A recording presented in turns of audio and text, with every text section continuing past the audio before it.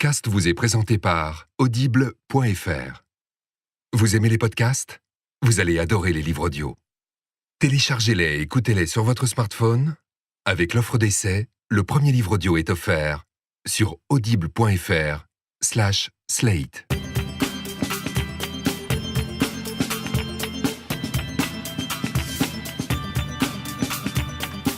Je m'appelle Nadia Dam, j'ai 37 ans, mais l'âge c'est dans la tête. Je suis journaliste pour Slate.fr et la télévision, et je suis aussi la maman d'une petite fille de 9 ans qui est persuadée qu'elle en a 13, et qu'à ce titre, elle devrait posséder un iPhone. Et je crois qu'il faut que j'arrête de lui dire que l'âge c'est dans la tête. Et je suis aussi ce qu'on appelle une mère célibataire, mais ne me lancez pas là-dessus. Je m'appelle Titu Lecoq, bon, je suis auteure, j'écris plein de trucs, mais là, ce qui nous intéresse, c'est que j'ai donné la vie à 2 êtres extraordinaires que j'ai offerts au monde. Tétard, qui a 4 ans et demi, et Curly, qui a presque 2 ans. Et avant d'avoir des enfants, j'ai cru que les élever, ça serait comme mes études à la fac. C'est beaucoup de théorie, beaucoup de réflexion, une option câlin et des bonnes notes. Et en fait, je me suis rendu compte que la vérité, c'est que les enfants et vos enfants sont vos pires ennemis. Et donc, en plus de tout ça, une fois par mois, on va vous parler dans ce podcast de ce que les anglo-saxons appellent le parenting. Alors, ça fait très classe et très compliqué, parenting, mais ça consiste tout simplement à parler de ce que c'est que d'être parent aujourd'hui, des questions que pose nécessairement le fait d'être responsable de la survie de quelqu'un d'autre, et des questions qui se posent pas forcément, mais qu'on se pose quand même, histoire de se pourrir un peu la vie. Et on précise que c'est pas parce qu'on va parler parenting qu'on va faire des comparatifs de couches-culottes ou interviewer Serge Effès. On va simplement parler de nos gosses, des gosses des autres, et puis peut-être des vôtres. Et d'ailleurs, on a décidé de faire très sobre et d'appeler ça Titu, Nadia et les sales gosses. Oui, parce que derrière chaque sale mère se cache un sale gosse. Et puis, on en avait marre aussi des mauvaises mères. Oui, et puis les enfants sont quand même plus mauvais que nous, aussi misérables soit-on. Donc à chaque début d'épisode, on va vous parler un peu de manière totalement auto-centrée de nous et de nos enfants. Et ensuite, on invitera quelqu'un pour ne pas rester trop seul avec nos égos surdimensionnés. Et puis aujourd'hui, on a décidé d'inviter Guy Medfort, qui a publié un livre qui s'appelle « Le meilleur pour mon enfant », qui va nous rejoindre dans quelques instants. Mais d'abord, parlons de nous, parlons de moi.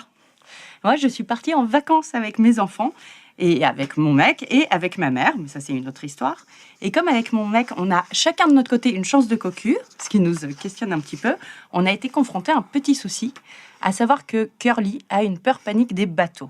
Alors, ça aurait pu être pas grave, là c'était ballot, puisqu'on est parti à Venise. Oui, alors donc le concept de partir en vacances avec sa maman et ses enfants et son mec à Venise, c'est presque une contre-pub pour Venise, parce que c'est pas du tout romantique.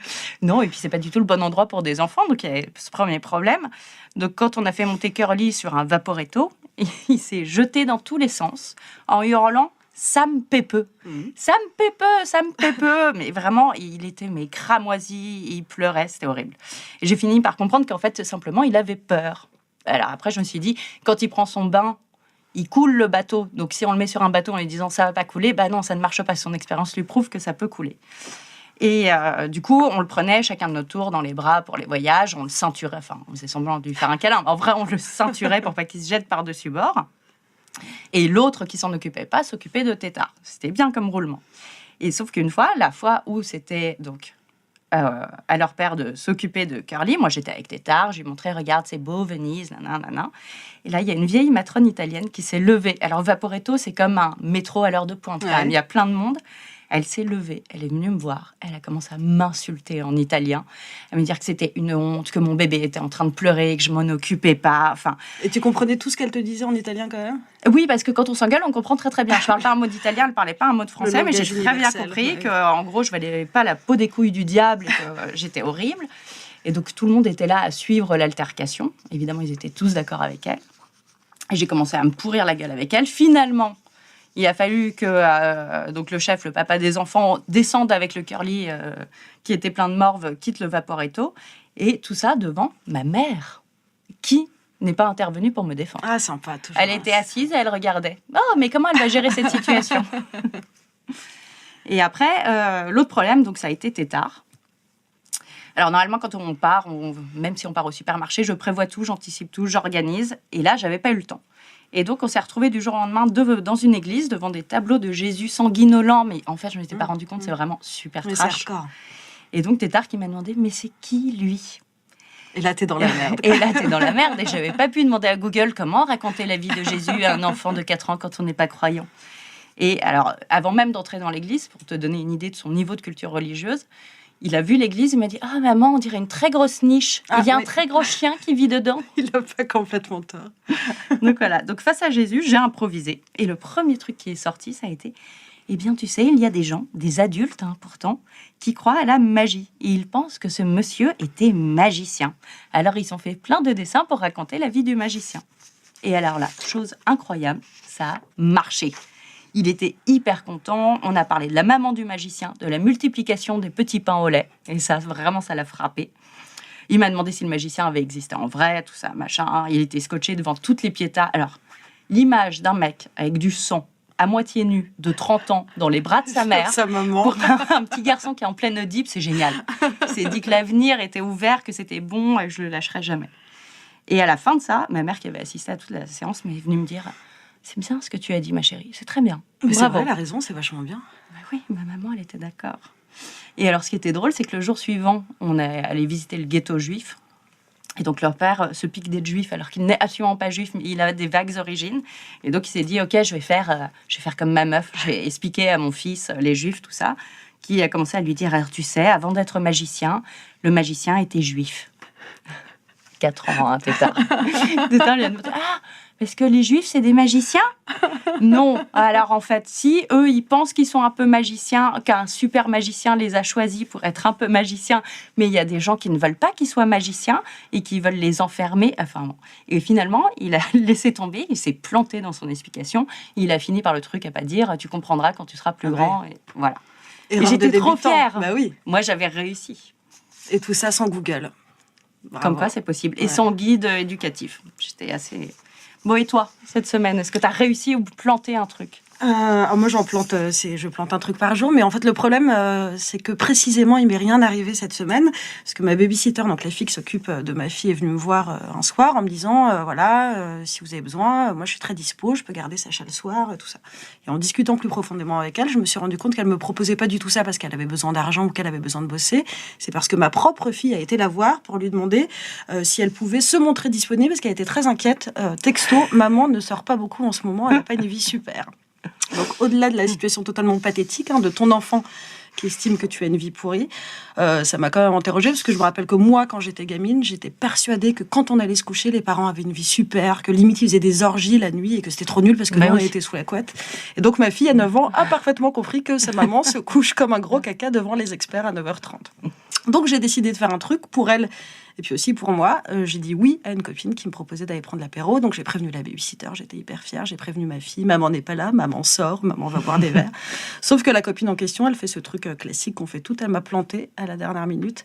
Et j'ai pas du tout osé rentrer chez moi piteusement. Donc je suis sortie du boulot, j'ai marché dans la rue, je suis allée chez H&M.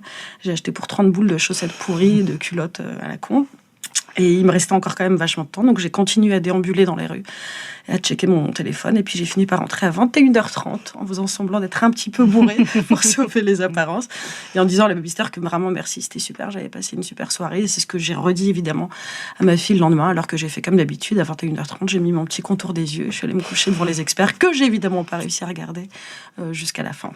Alors, je note quand même que la dernière fois, tu m'avais fait ça. C'est la dernière fois où j'ai acheté des culottes aussi. Exactement. Je pense qu'on n'achète des culottes que quand on se retrouve dehors, seul, dans un faux plan, quand même. H&M doit son chiffre d'affaires à des meufs comme nous. Voilà.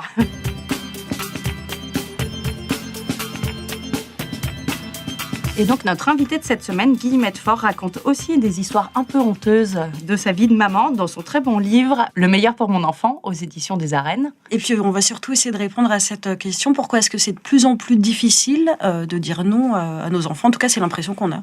En faisant un point quand même, moi j'aime pas du tout l'expression, on avait pensé à parler de l'enfant roi, qui est moi une expression que j'aime pas du tout, parce que je considère qu'elle traite pas bien du sujet, et que c'est pas que les enfants sont devenus plus capricieux ou plus horribles et qu'on est très très faible. Et je pense qu'il y a une pression déjà marketing qui est très très forte sur les enfants, et qu'on est dans un principe d'individualisation au maximum des enfants qui fait que oui, on a tendance à considérer qu'on a un petit individu en face de nous, et du coup voilà, on n'a pas les mêmes rapports avec eux. Salut Guillemette, est-ce que cette impression elle est bonne? Est-ce qu'on a effectivement l'impression d'avoir de plus en plus de mal à dire non à nos enfants? Oui, certainement, de plus en plus de mal à dire non, et surtout d'avoir l'impression qu'on ne peut pas dire non si c'est pas justifié. Alors, effectivement, moi non plus, j'aime pas l'expression l'enfant roi, parce que je trouve qu'il y a derrière, il y a un espèce de truc un peu, l'idée que la douleur est rédemptrice et que c'est toujours un peu comme ça qu'on critique les enfants américains, comme si le fait qu'on les encourage trop, ça faisait forcément des enfants pourris, ce qui est complètement absurde. Parce que finalement, la raison pour laquelle on n'arrive plus à dire non, c'est qu'on sait très bien que c'est pas en disant non aux gens qu'on tire le meilleur d'eux. Et ça, on le sait pas seulement pour les enfants, on s'en rend compte aussi au travail, on s'en rend compte avec nos amis. Donc, quand on dit non, on se sent déjà un peu en échec. C'est parce que l'expression l'enfant roi, ça laisse entendre que les parents ont tellement envie d'être aimés et de séduire leurs enfants que justement, ce serait seulement pour ça qu'ils ne voudraient pas que c'est aussi un moyen d'acheter leur affection, ce qui n'est pas le cas. Moi, j'ai l'impression qu'on se pose la question aussi en termes de choix presque éthiques. Et oui, et puis, moi, je pense qu'il y a aussi un choix d'efficacité, c'est-à-dire, je donne l'exemple des dompteurs, alors même si ça se fait pas de comparer les otaries avec des enfants, mais les dompteurs, quand ils font faire des choses aux otaries ou aux lions, c'est en leur promettant des choses, c'est en les récompensant quand ils ont sauté dans le cerceau enflammé, mais c'est jamais en leur gueulant dessus, quoi. Donc c'est aussi pour ça qu'on n'aime pas dire non, parce que, mais bon, ceci dit, effectivement, je pense quand même qu'il faut dire non de temps en temps.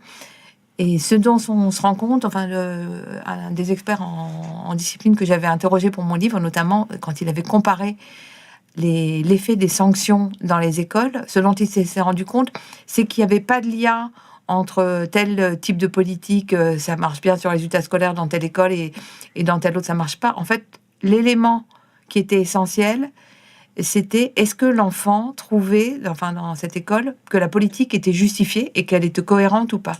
C'est-à-dire que, par exemple, exclure un enfant d'une classe, il n'y a pas d'histoire de ça marche ou ça marche pas, mais que les enfants qui sont dans des écoles dans lesquelles ils pensent que la politique est cohérente, les résultats sont plus efficaces que quand on a l'impression que c'est complètement arbitraire. C'est-à-dire quand la sanction est assortie d'une explication. C'est-à-dire que quand à la même question, parfois c'est oui et parfois c'est non. Ouais.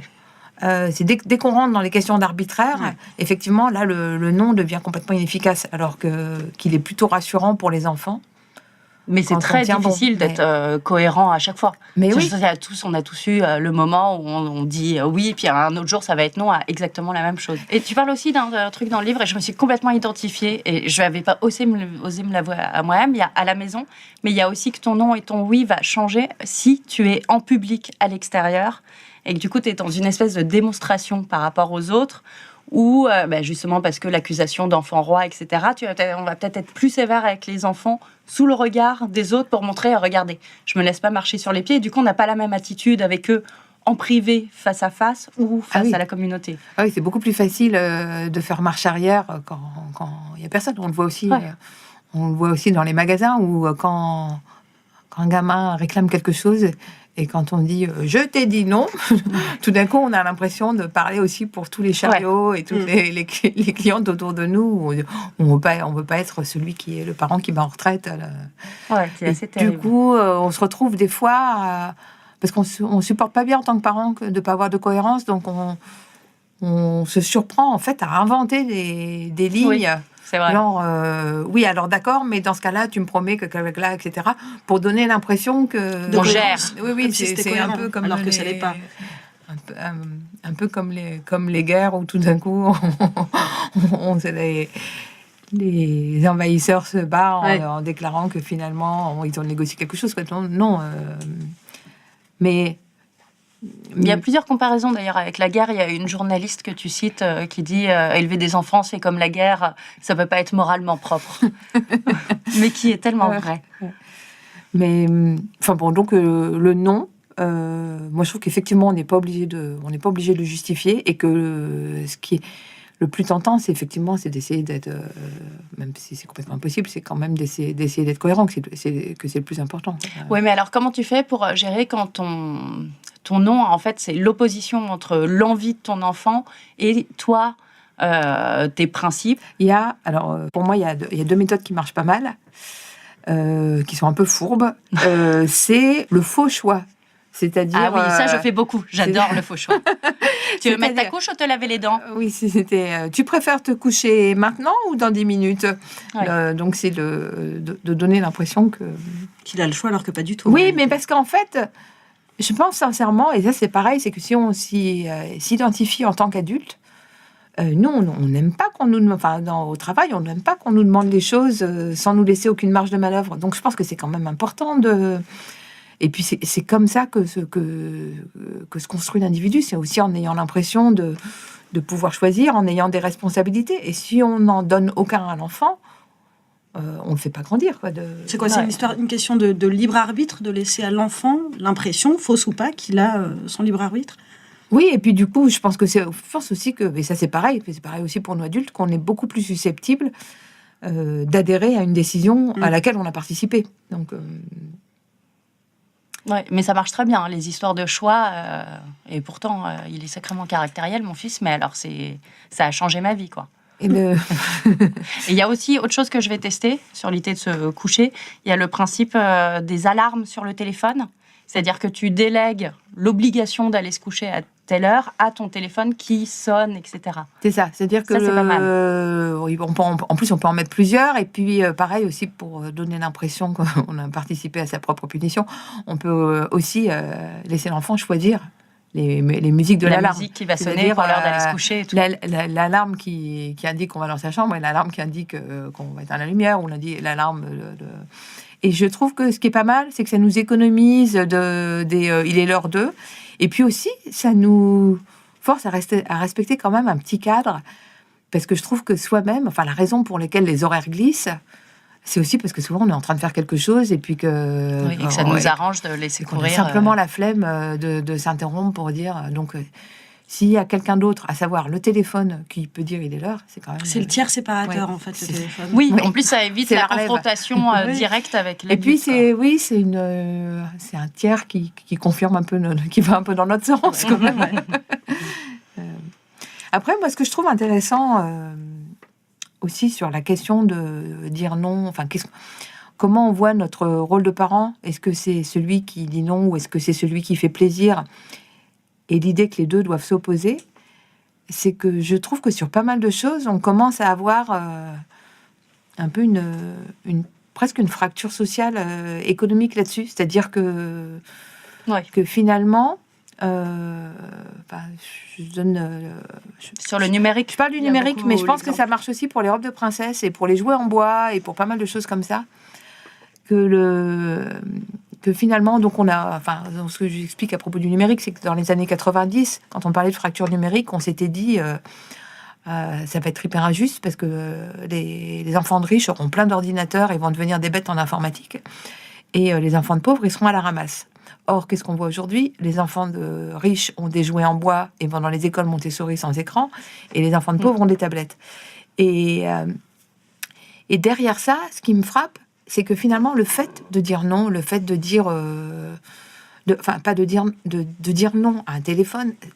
simplement pour jouer avec le téléphone dans le restaurant, ou de dire non pour les tablettes, ou non pour la télé, ça demande quand même un peu d'énergie, parce que c'est une bataille longue, c'est une bataille on est sûr qu'on la perd à la fin. Donc, et je pense que dans les milieux, entre guillemets, moins éduqués, je vois plus que les parents ont tendance à penser que leur rôle de parent, c'est de pouvoir faire plaisir, et surtout, en plus, d'autant plus que soi-même, on a été privé. On a été privé. L'idée de se voir un peu en parent Père Noël, c'est quand même très agréable d'exaucer des vœux d'enfants. C'est quand même pour ça qu'on emmène nos enfants à Disneyland ou d'autres endroits horribles. C'est parce que c'est quand même super. Leurs yeux à ce moment-là. On sent un petit peu magicien quand même. Et effectivement, et offrir une tablette à un enfant, on se sent un peu aussi dans ce rôle-là. Et du coup, il y a le risque d'exclure son enfant de la communauté des enfants qui ont telle poupée ou tel jouet. Oui, mais ça, moi, je me suis rendu compte en posant des questions aux gens qui n'avaient pas eu de télé quand ils étaient enfants, que finalement, le fait qu'il y ait des règles et que les règles ne soient pas les mêmes chez soi que chez les autres, ça participe énormément à la construction des enfants. Et là, c'est pareil, c'est qu'en fait, on se rend compte que les parents qui se sentent autorisés à dire non, se trouve beaucoup plus dans les milieux où finalement on aurait les moyens d'acheter beaucoup plus de choses, quoi. Donc Alors qu'en fait, quand on s'interroge sur ce qu'on n'a pas eu comme les autres quand on était enfant, non seulement on n'a pas forcément été traumatisé au-delà de ça, et en plus, je pense que ça nous construit. Oui. C'est-à-dire que... Et on se souvient plus des jouets qu'on n'a pas eu que de ceux qu'on a eu, en fait. Exactement. Une espèce de...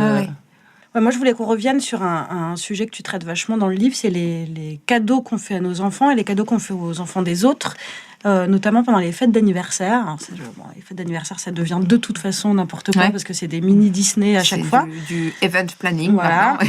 Et en fait, il y a une pression à la fois sur les enfants pour qu'ils amènent le cadeau parfait, et puis de fait sur les parents, parce que c'est les parents qui doivent amener le cadeau parfait. Moi, je sais que j'ai une pression dingue pour les cadeaux d'anniversaire que fait ma fille. Par exemple, au début, je m'étais dit pas plus de 15 euros. Enfin, je me rends compte que je claque à chaque fois 30, voire 35 euros. Alors qu'elle, elle continue à recevoir des perles à son anniversaire. Ma fille, ça lui fait tellement mal au cœur dès que je fais un cadeau à un autre enfant qu'elle dit... Non, elle ne dépense pas trop. En fait, ce qui lui ferait plaisir, c'est un dessin. Mais moi, j'ai souvenir de ça. Je détestais que ma mère achète des jouets pour les autres enfants. Écoute, moi, ma fille, si je peux péter mon PEL pour qu'elle achète, tu vois, elle veut leur offrir des maisons Playmobil qui coûtent 150 euros, tout ça.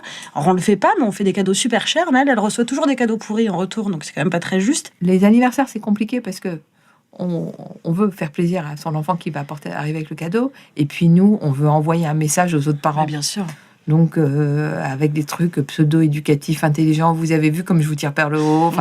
Donc, on cafouille toujours un peu entre les deux. Puis en fait, c'est complètement ridicule parce que quand on arrive, le môme fait un énorme tas avec tous les paquets dont les papiers vont être déchirés. Exactement. Donc, Oui, mais après, ils sont aussi dans la compète parce que, tu vois, mon anniversaire, qui était en janvier, qui est en même temps, on a un jour de différence de date d'anniversaire avec mon fils aîné. Et j'avais fait une fête pour mon anniversaire où il a cru que c'était sa fête d'anniversaire. Hein. Tous ces gens qui étaient en train de picoler à 22h dans le salon, il a cru que c'était pour lui. C'est pour toi qu'on est bourré à la vodka. Et donc, des gens, gentiment, tu vois, lui ont offert quelques trucs et tout. Mais après, il m'en parle encore, il fait le comparatif de moi, j'ai eu plus de cadeaux que toi pour mon anniversaire. Oui, donc mais ils sont aussi là, tu vois. En fait, que les enfants aient envie de tout ça, mais c'est complètement normal. La question, c'est est-ce que nous, on rentre là-dedans. Donc moi, je cite ces amis qui demandent aux autres parents de venir sans cadeau. Ouais. Mais ça marche pas, ça, non? Moi, je pense que moi, je m'en sens pas encore capable. Quoi. Pour moi, c'est ma nouvelle frontière. Quoi. Mais ces amis que je cite, eux, ils sont vraiment partis sur ce qu'ils appellent les cadeaux expérience. Donc, ils ont été voir un commerçant du marché avec qui ils sont copains et ils ont offert à leur fils 1 heure pour être marchand au marché le week-end. Donc pour lui, il était vachement content. Et puis du coup, sa sœur a dit, mais moi, pourquoi j'ai pas eu de cadeau expérience, etc. Mais en fait, ils ont pas balancé ça du jour au lendemain. Il y a eu... ils ont commencé par vider des chambres et apprendre aux enfants de quoi il pouvait se passer. Enfin, je pense qu'on peut pas leur imposer ça du jour au lendemain. Et puis en plus, nous-mêmes, on est ambigus vis-à-vis du matérialisme. Enfin, il y a quand même des cadeaux qui nous font hyper plaisir. Nous, on est contents quand Enfin, moi, j'aime bien déballer des choses. Quoi. Donc, On parlait de cadeaux expérience. Là, ma fille, elle va avoir 10 ans et elle m'a demandé le cadeau dont elle rêve. C'est que je la laisse aller toute seule à l'école. Ce qui n'arrivera jamais. Il y a 10 ans, il y a 14, mais ça, elle ne le sait pas encore. Il y a 25. Voilà. Mais en fait, moi, ça m'a renvoyé un truc, et on en avait beaucoup parlé à Slave, j'avais fait un papier là-dessus, sur le fait que en France, en tout cas, l'espace, enfin, en tout cas, comment un enfant va se déplacer dans l'espace, ça s'est énormément réduit en très peu de temps, en une vingtaine d'années. Pour simplifier, en gros, ils faisaient 10 km, maintenant, ils en font plus que 2. C'est-à-dire qu'à la fois, ils se déplacent moins, et en plus, ils se déplacent moins tout seuls. Et ils vont plus à l'école tout seuls. Il y a des études anglaises qui montrent la même chose, des études américaines qui montrent la même chose. Donc c'est pas franco-français. Non. Je pense que ça rejoint ce qu'on disait tout à l'heure à propos de la question de l'environnement et à propos je pense que c'est aussi comment on définit ce que c'est que d'être parent. Moi, dans le livre, j'écris que quand j'étais petite, j'allais chercher du lait à la ferme toute seule par la route avec ma petite sœur. J'avais 5 ans, elle avait 4 ans. Et qu'aujourd'hui... Est-ce que tu laisserais ta fille aller chercher le lait? Si je laisse ma fille aller chercher le lait, c'est parce que je suis au rayon fruits et légumes. Mais encore, même moi, ça, je serais pas capable. J'ai rencontré des parents qui, pour leur premier babysitting, ont pris une babysitter pour la babysitter. Non, c'est pas vrai. C'est-à-dire qu'ils voulaient que la babysitteuse soit surveillée par une autre babysitteuse, des fois qu'elle défaille. Donc il y avait un plan B du coup, de ils babysitting. payaient double. Ouais. Donc, Et qu'est-ce qui s'est passé en si peu de temps? et ce qui est moins d'une très drôle, génération, là. ce qui est drôle, c'est que ça ne s'appuie sur rien de factuel, c'est-à-dire qu'en matière de sécurité, les enfants n'ont jamais plus été sûr qu'avant. autant en sécurité qu'aujourd'hui, et qu'en plus, on a beaucoup plus d'outils qu'avant. La Justement, géolocalisation des enfants, par exemple. Bah, mais simplement le téléphone. C'est-à-dire que quand on a, j'imagine tout était babysitteuse quand les parents n'étaient pas là. Oui, c'est vrai. Ils n'étaient pas là, point. Quoi. Ils appelaient pas. Et ils ne donnaient pas forcément le numéro de téléphone Ouais. des gens chez qui ils étaient si on avait besoin de les joindre. C'est vrai. On avait 11 ou 12 ans, et si l'enfant se fracturait le crâne, il était entendu qu'on aurait les bons réflexes. Mais je pense que on a un problème pour accepter qu'on ne peut pas tout contrôler. C'est une affaire de contrôle. Après, moi, je suis pas du tout quand les gens disent « Ah, c'était le bon temps ». Enfin, moi, je trouve ça très bien qu'il y ait des sièges enfants dans les voitures.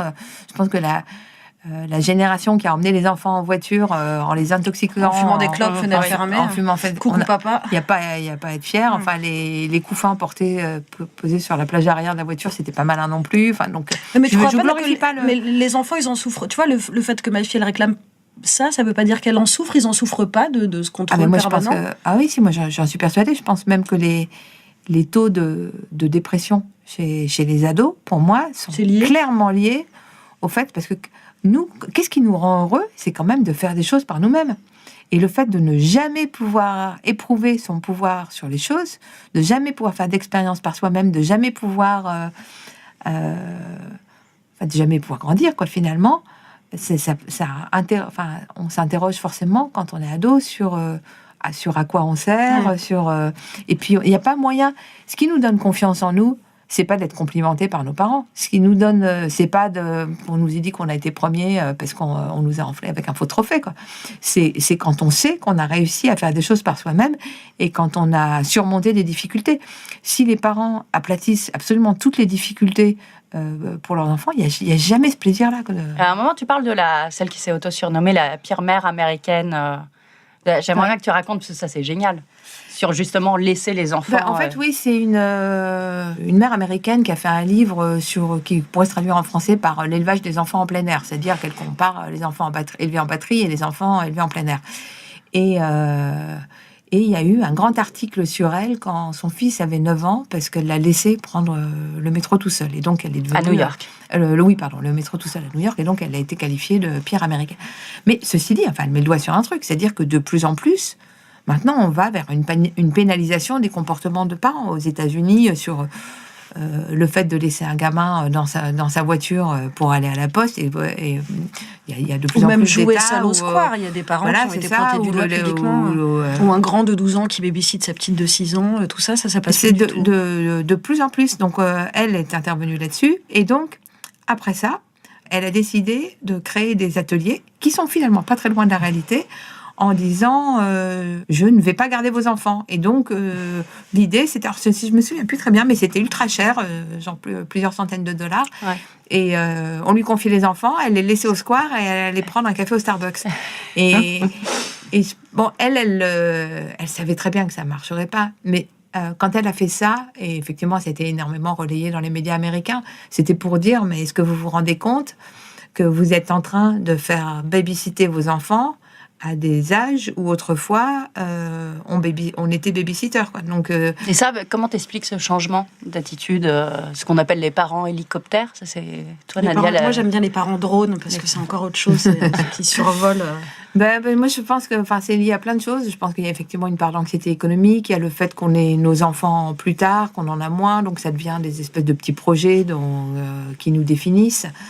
Quand on regarde les chiffres sur le temps, l'évolution du temps que les parents passaient avec les enfants, nous, comme on travaille beaucoup, on est dans l'idée complexée que nos parents passaient beaucoup plus de temps avec nous.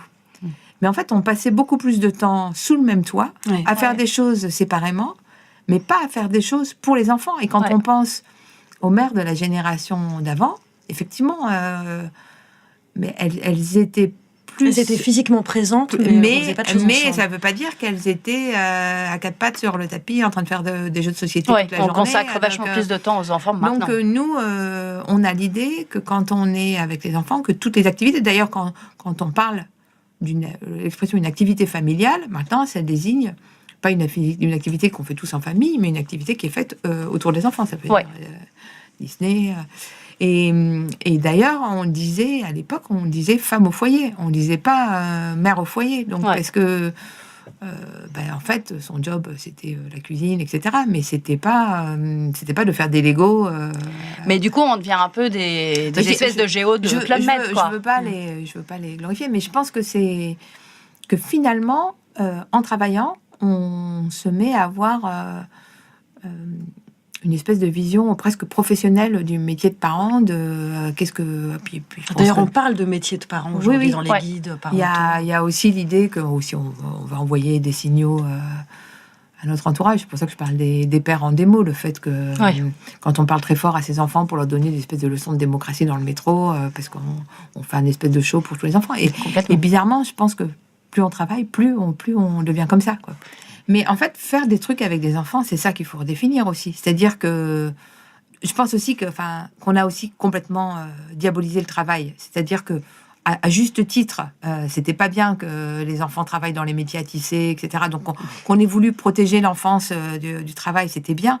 On est arrivé à une étanchéité qui est malsaine. C'est-à-dire que on part au travail.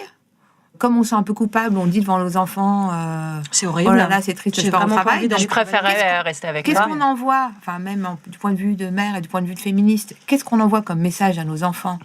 Comment elles peuvent penser qu'on s'épanouit dans le travail quand on part comme ça avec des pieds de plomb? En donnant l'impression, parce que du coup on est content d'y aller. Oui, parce qu'une fois qu'on a tourné au coin de la rue, on se croit obligé de dire mais tu crois que ça m'amuse, etc. Et tout. Donc ils n'envoient absolument rien de notre travail. Quand ils font des stages de troisième dans les milieux privilégiés, grosso modo, ils font des stages Facebook.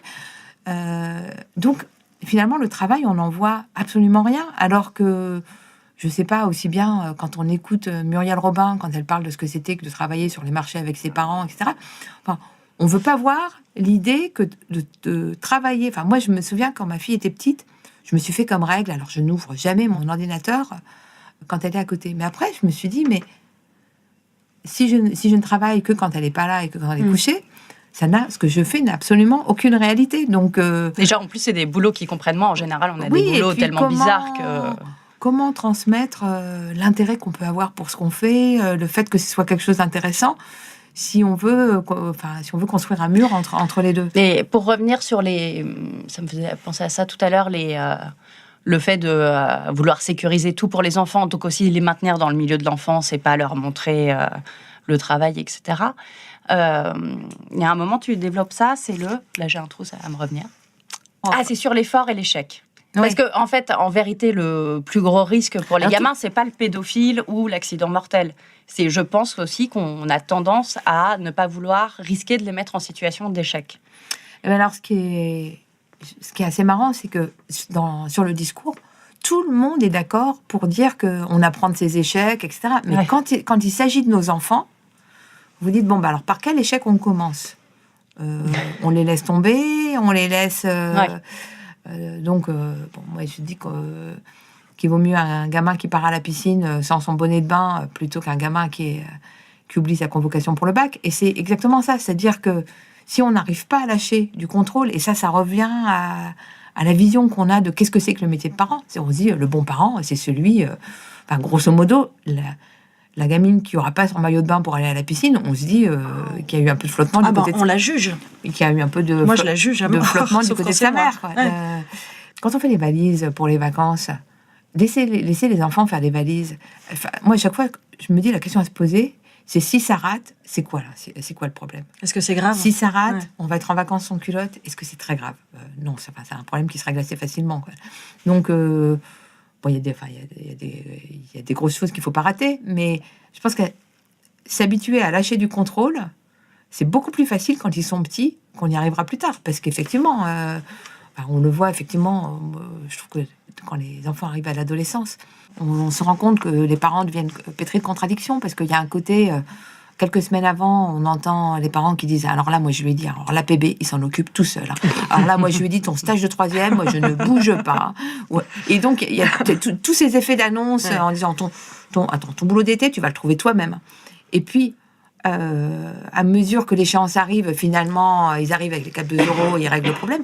Mais pourquoi on règle le problème? Parce qu'on se dit La peur de l'échec. Et puis que les incidences sont trop grosses. Quoi. Ouais. On va pas laisser un gamin louper son inscription dans ses études en se disant que simplement comme ça, il apprendra une bonne leçon. Non, on a trop peur que chaque embranchement soit décisif. Donc et finalement, s'il y a un moment où les embranchements sont pas si décisifs que ça, c'est quand ils sont plus petits. C'est beaucoup plus facile avant 10 ans qu'après. Et ça, tu racontes bien la différence, vu que tu as vécu aux États-Unis, d'approche sur l'échec et l'effort et ce qu'on va dire entre les deux cultures. C'est vrai qu'il y a une partie ridicule aux États-Unis avec les trophées de participation, en fait, qui sont grosso modo des trophées simplement parce qu'on a été là. Quoi. Donc ça, c'est vrai que c'est absurde. Maintenant, là où ils en sont dans leur réflexion sur l'encouragement, c'était de dire c'est génial et d'encourager le processus plutôt que le résultat. Et ça en fait, c'est pas complètement naturel. Non, on le fait pas du tout. Moi, un dessin, je vais lui dire, il est beau ton dessin, ou t'es fort en dessin. Alors que de dire, c'est bien d'être allé jusqu'au bout, c'est plus important que le résultat, parce que ce que montrent les études, c'est que quand on ne flatte que le résultat, on les rend obsédés de la prise de risque. C'est-à-dire que parce qu'on veut être sûr de faire quelque chose de beau. Maintenant, on se dit ça, c'est facile. Mais alors, dès que notre gamin est premier ou remporte un truc, on oublie complètement qu'on s'est dit que ce qu'il fallait dire, c'était le processus. Alors moi, j'ai une question très très bête, mais si ma fille commence à faire du piano, parce qu'elle fera pas, parce que je suis anti-piano, mais c'est un autre débat, et qu'elle abandonne dans 6 mois, est-ce que c'est quoi le rôle du parent là? C'est de lui dire, ok, t'as raison, t'as plus envie de le faire, laisse-la faire, ou tu t'es inscrit, ça me coûte 200 balles par mois, je peux dire que tu vas faire du piano jusqu'à tes 50 ans. Alors, moi, je suis... Qu'est-ce que tu ferais, toi? Ah, mais c'est pas qu'est-ce que je ferais, c'est que ce que je fais, parce que je suis exactement dans cette situation-là. Moi, ce que j'ai fait, effectivement, sur le piano, bien... c'est, même sur d'autres trucs, c'est l'idée qu'on finisse ce qu'on a commencé, mais à l'échelle de l'année. On n'est pas obligé de faire à l'échelle d'en faire 10 ans. Ouais. Et franchement, on peut trouver autant d'adultes qui regrettent qu'on les a pas poussés à continuer, que d'adultes qui ne comprennent toujours pas quelle a été l'obsession de leurs parents avec ça.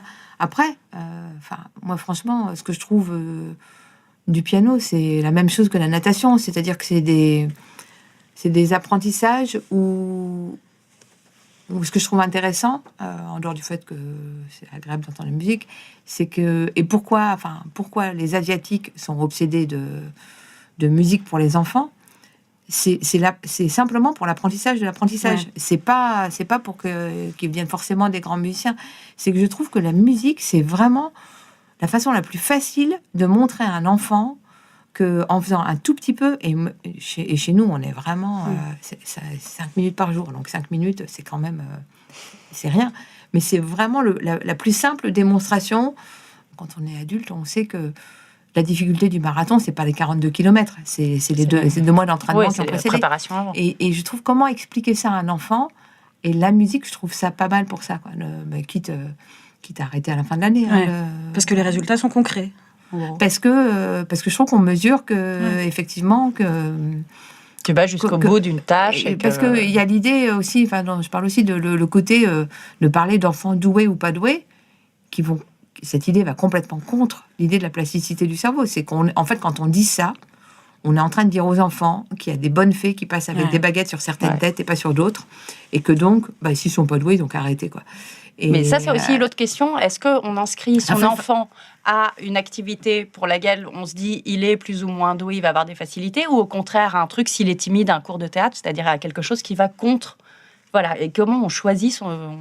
alors moi, j'ai fait moitié-moitié, quoi. C'est-à-dire qu'il y a une activité... Les trucs que je lâche pas. Ouais. Et les trucs qu'elle a choisis.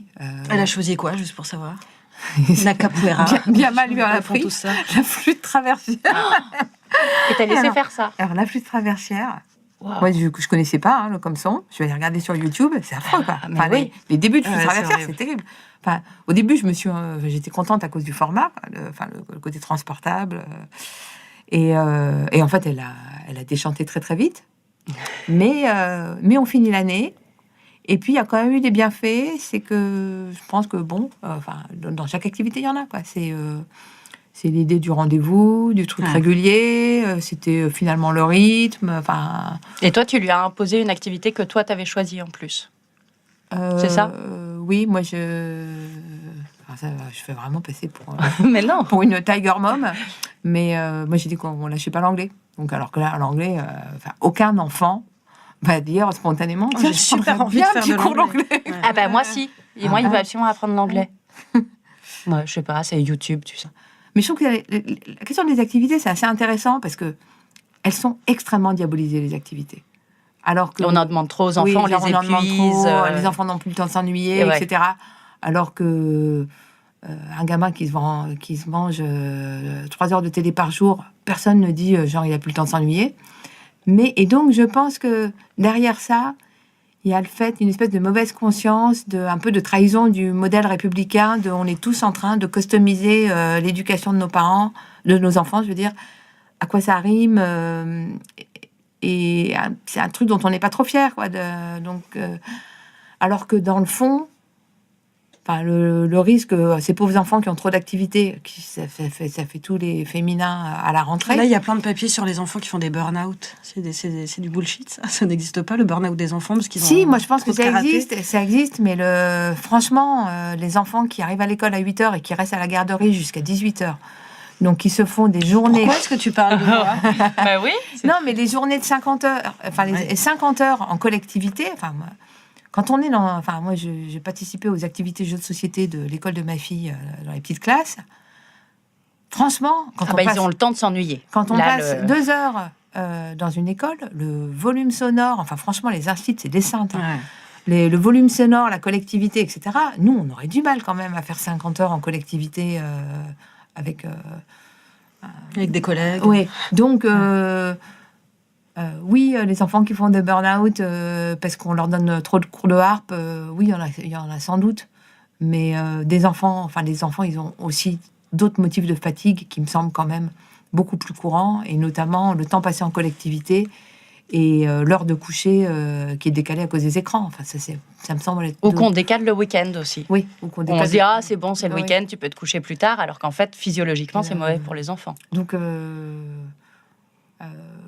les activités, franchement, je pense que les activités, ce qui est stressant, c'est pas les heures passées, c'est ce qu'on en attend. C'est-à-dire que la pression qu'on met dessus.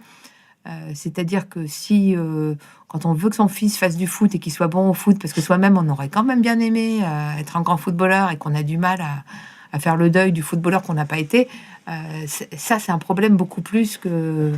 Est-ce que ça, le gamin, il va le ressentir, ça, le papa frustré, c'est qu'en fait, on a le droit de démarrer une activité pour être mauvais. Moi, j'ai démarré le piano l'année dernière. Et franchement, je trouve ça libérant. Je me dis, la chance que j'ai par rapport au gamin, c'est que comme je sais d'avance que je resterai nulle, du coup, j'ai aucune pression. Et je me dis, finalement, les enfants, ils ont le droit d'en faire comme ça aussi, quoi, d'être mauvais. Juste pour rien, quoi.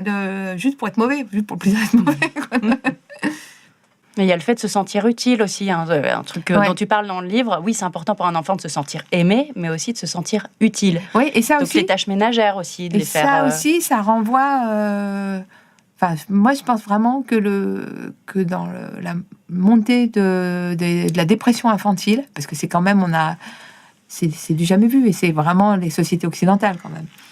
C'est quand même, moi, ça me semble quand même lié à la question de jamais pouvoir faire la preuve de son utilité, quoi.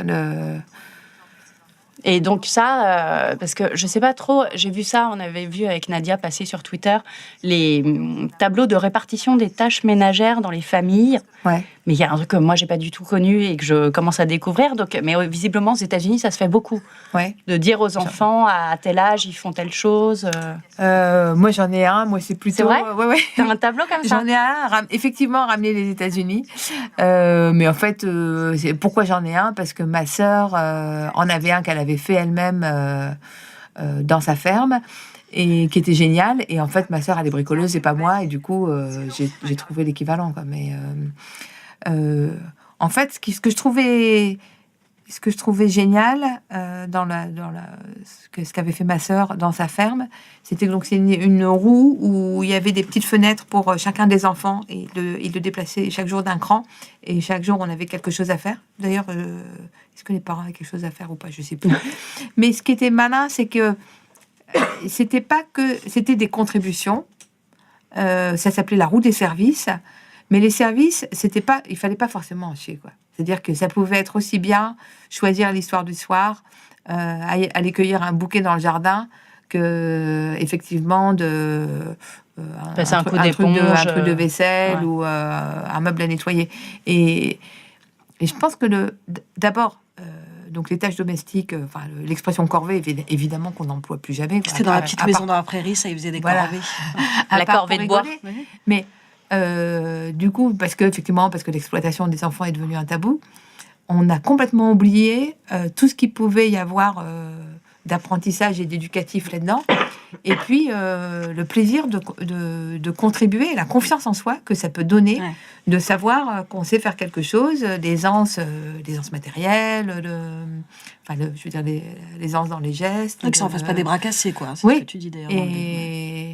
Mais statistiquement, t'as les chiffres américains, mais je crois qu'on n'a pas les chiffres français, mais où les enfants participent de moins en moins aux tâches ménagères de la maison. C'est marrant, c'est deux anthropologues américaines qui ont filmé des familles au quotidien. Et donc, elles ont aussi été en Amazonie. Alors, j'ai oublié le nom de la tribu. Et donc, elles comparent. Elle dit, mais comment ça se fait qu'en Amazonie, les petits-enfants, justement, quand ils vont marcher, ils font ci, ils font ça, ils font des outils, ils participent au repas. Et elle observe que dans les familles, alors en l'occurrence, c'est filmé en Californie, non seulement les enfants ne font rien, mais les parents sont au service des enfants. Donc, on voit sur les petits films, on voit un enfant qui avance le pied sous le nez de ses parents pour dire tiens, tu me fais mon lacet. Et bon, ceci dit, le bémol, je me souviens de quelqu'un qui disait, enfin quand même, ça explique pas pourquoi les familles d'Amazonie ont plutôt plus envie d'être comme les familles de Californie que l'inverse. Ouais. Mais c'est vrai que ça interroge Toi, t'as ça, Nadia, une roue des tâches ménagères à faire? Ma fille, c'est une branleuse, elle fout rien dans l'appart. J'ai découvert il n'y a pas longtemps qu'elle savait pas où se trouver les couverts. Ça fait 4 ans qu'on est dedans, quand même. Mais alors après, moi, je trouve, sur la question des couverts, puisqu'on rentre dans les détails, si on observe les cuisines actuelles aux cuisines d'autrefois, c'est pas la bonne taille. C'est intéressant de voir que, par exemple, chez Ikea, tout est monté maintenant au-dessus d'1,40 m. C'est super haut. Donc, on part du principe que les enfants n'oublieront pas les placards. Donc, on part, dès qu'on agence la cuisine, on part du principe, effectivement, qu'ils vont rien faire et qu'ils n'iront pas chercher les assiettes dans le placard. Alors que, quand on était petit, il y avait beaucoup plus de choses à hauteur d'enfant. Après, c'est clairement ma faute parce que je lui coupe encore sa viande. Enfin, c'est une catastrophe. Mais elle a quand même bientôt 19 ans. Je sais, j'ai super honte. Le problème que j'ai avec les tâches ménagères, c'est que c'est complètement con. Et c'est parce que j'ai une fille, mais c'est que ça me fait mal à mon féminisme. Ça m'emmerde d'apprendre à ma fille de passer la serpillière. Ça m'emmerde. Alors peut-être que ça m'emmerderait pas si j'avais un garçon, mais vraiment le fait que ce soit une fille, je tire. Oui, alors que moi forcément j'ai un truc justement comme c'est des garçons, c'est encore plus important. Tu dois rattraper le retard de génération d'avant. Enfin, je pense que c'est un problème qui se pose peut-être plus, une question qui se pose plus quand t'as des filles. Oui, je suis assez d'accord et en même temps, moi je trouve que effectivement, c'est compliqué parce que, déjà pour notre génération, parce que quand on se mettait au fourneau, on avait peur de ressembler à sa mère. Oui. Et du coup, oui, parce qu'on en tire presque une sorte de fierté aujourd'hui de dire moi je cuisine pas, moi je suis une vraie souillon, etc. Enfin, tu vois, c'est pas du tout valorisé dans nos sociétés le fait d'être bonne en tâches ménagères, donc ça devient pas une valeur à transmettre à. La bouffe, ça a changé, c'est en train de changer quand même. La bouffe. Non, mais par exemple, sur ces questions d'autonomie, un autre truc a disparu, qui était une institution dont on se moquait, mais qui finalement avait son utilité, c'était le scoutisme. C'est-à-dire que nous, on a vu que le côté merci Jésus, etc. Mais quand on parle à ceux qui ont été scouts, ce qu'ils racontent, c'est effectivement de se perdre dans les bois. L'idée, accepter qu'on puisse laisser partir des enfants avec l'idée qu'ils vont probablement se perdre et que c'est pas très grave. Avec des pédophiles. C'était quand même... c'est clair. C'était quand même une manière, effectivement, nous, on on a rejeté le scoutisme, enfin, je dis, c'est un monde universel, hein, comme si c'était un endroit de contrôle des esprits, mais finalement, c'était aussi C'est presque le contraire. un en endroit fait. d'autonomie pour pas mal d'autres choses. Voilà. Merci Guy Medfort, et je rappelle donc ton livre qui s'appelle Le meilleur pour mon enfant, la méthode des parents qui ne lisent pas de livres d'éducation, et c'est aux éditions Les Arènes.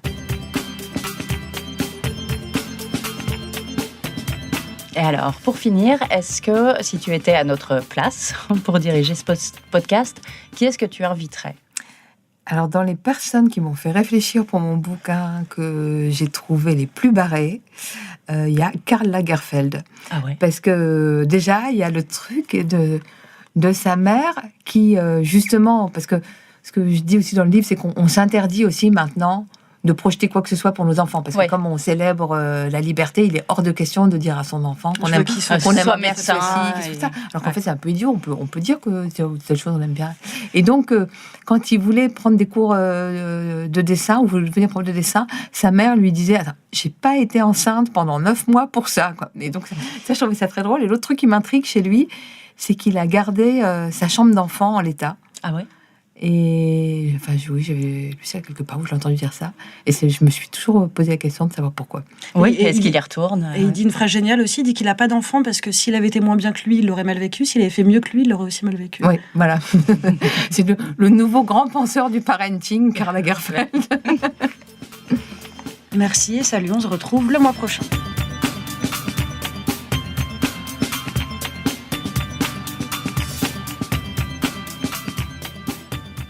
Ce podcast vous a été présenté par Audible.fr. Vous aimez les podcasts ? Vous allez adorer les livres audio. Téléchargez-les et écoutez-les sur votre smartphone. Avec l'offre d'essai, le premier livre audio est offert sur audible.fr/slate. C'est assez Du terrible. coup, on se retrouve des fois, parce qu'on supporte pas bien en tant que parent de ne pas avoir de cohérence, donc on se surprend en fait à inventer des lignes. Oui, c'est vrai. Genre, oui, alors d'accord, mais dans ce cas-là, tu me promets que là, etc., pour donner l'impression que... On gère. Oui, Comme si c'était c'est un cohérent, peu comme alors que ça l'est pas. Un peu comme les guerres où tout d'un coup, les envahisseurs se barrent en déclarant que finalement, ils ont négocié quelque chose. Non, mais... Il y a plusieurs comparaisons d'ailleurs avec la guerre. Il y a une journaliste que tu cites qui dit élever des enfants, c'est comme la guerre, ça peut pas être moralement propre. Mais qui est tellement vrai. Mais, enfin bon, donc le non, moi je trouve qu'effectivement on n'est pas obligé de le justifier, et que ce qui est le plus tentant, c'est d'essayer d'être, même si c'est complètement impossible, c'est quand même d'essayer d'être cohérent, que c'est le plus important. Oui, mais alors comment tu fais pour gérer quand ton non, en fait, c'est l'opposition entre l'envie de ton enfant et toi, tes principes? Pour moi, il y a deux méthodes qui marchent pas mal, qui sont un peu fourbes. C'est le faux choix. C'est-à-dire... Ah oui, ça je fais beaucoup. J'adore le faux choix. Tu veux mettre ta couche ou te laver les dents? Oui, c'était... tu préfères te coucher maintenant ou dans 10 minutes?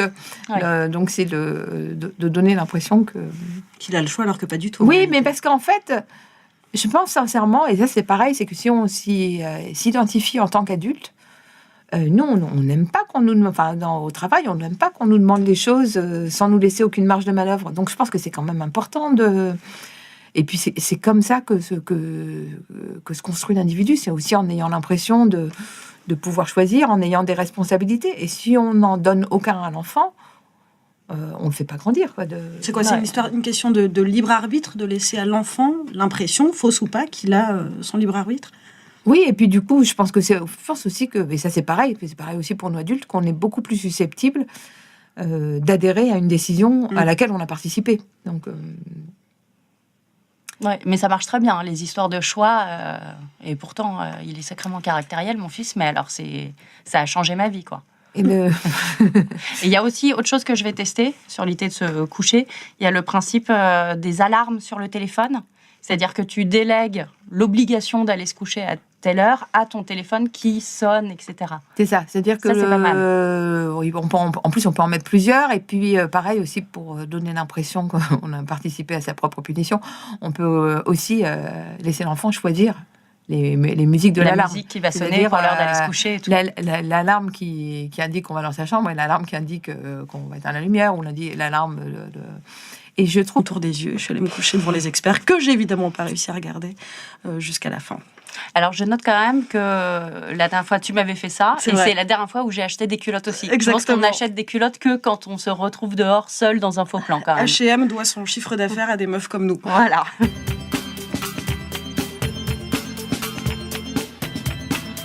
Et donc, notre invitée de cette semaine, Guillemette Faure, raconte aussi des histoires un peu honteuses de sa vie de maman dans son très bon livre « Le meilleur pour mon enfant » aux éditions des Arènes. Et puis, on va surtout essayer de répondre à cette question. Pourquoi est-ce que c'est de plus en plus difficile de dire non à nos enfants ? En tout cas, c'est l'impression qu'on a.